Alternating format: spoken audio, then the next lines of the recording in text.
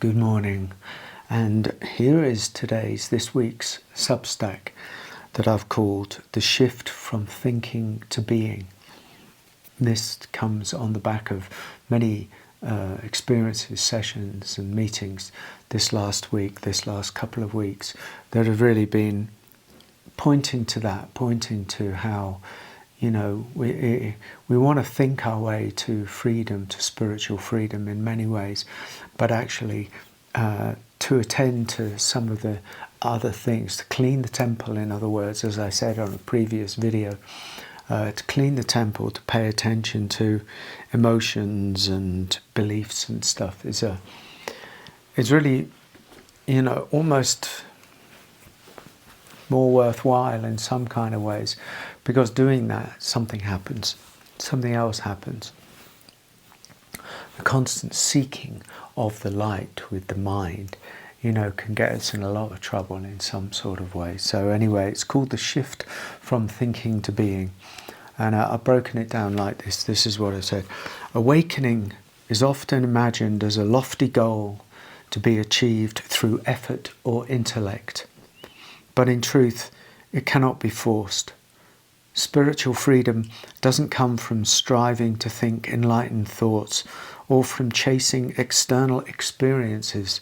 Instead, it arises naturally when we prepare the inner temple, our body, emotions, and energy to receive it. And then after that, everything is grace. So I've broken this down. The body as a sacred temple. The journey might begin with the body.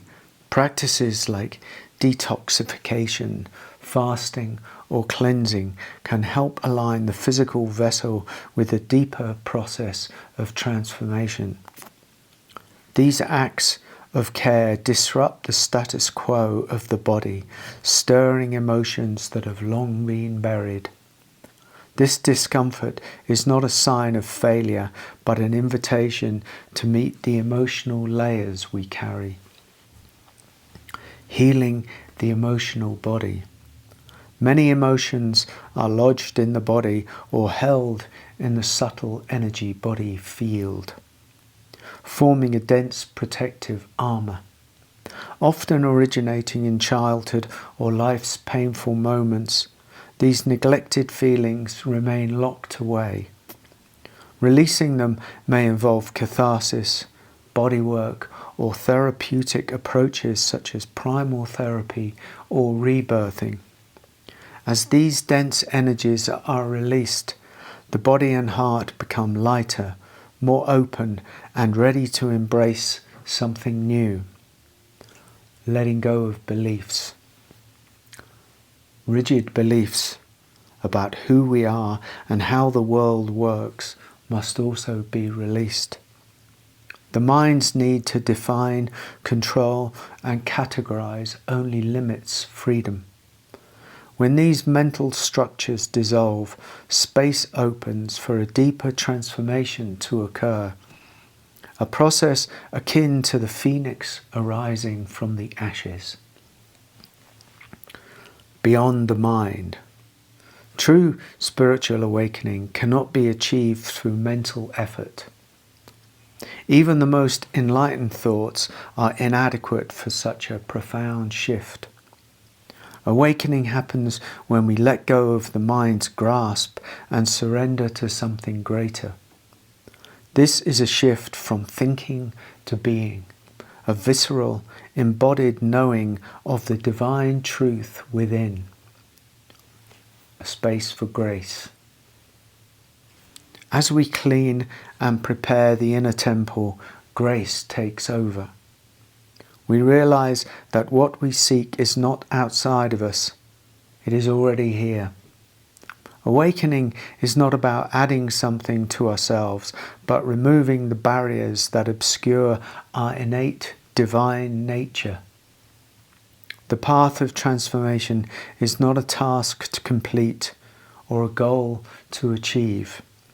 It is a process of tenderly preparing ourselves, body, mind, and heart, to be available to the sacred presence that is always and already here. And now some poems. Nothing can be possessed. Everything is borrowed. All ideas of ownership stem from egoic thinking. And when that is dropped, everything is seen as it is, a flux of appearances, moving in and out of emptiness like ripples on the eternal ocean. This is why the dervish whirls, to be empty of self and filled with the divine, a constant prayer of surrender and devotion. Be like the dervish. It is called the fire of truth, because all the falseness within must burn to ashes, and from those ashes transformation comes, and the phoenix arises. In the sorrow and grief, know the grace of love that holds you in unconditional embrace. Let your grief and your sorrow be the water that feeds the beauty of the world. To fall on your own sword is not to fail, but to bow, to become humble, to know the sweetness of being nothing, and in that nothingness to find everything. Vulnerability is the gateway to freedom. To kneel before the rawness of life is to be humbled by its truth. This is where awakening truly begins. The journey asks for everything, our light, our shadow, our masks, and our truth. Only when we bring it all can we truly taste freedom. We think it's the heart that has to open for awakening to enter the lived life, but really it's the whole being that has to open, and the heart is an aspect of that opening. The last one here. Know your life as something beautiful, even with the failure or sense of suffering. Let that tender beauty embrace all that feels wrong with you or the world. Come out of your head and enter the vastness of your eternal spirit.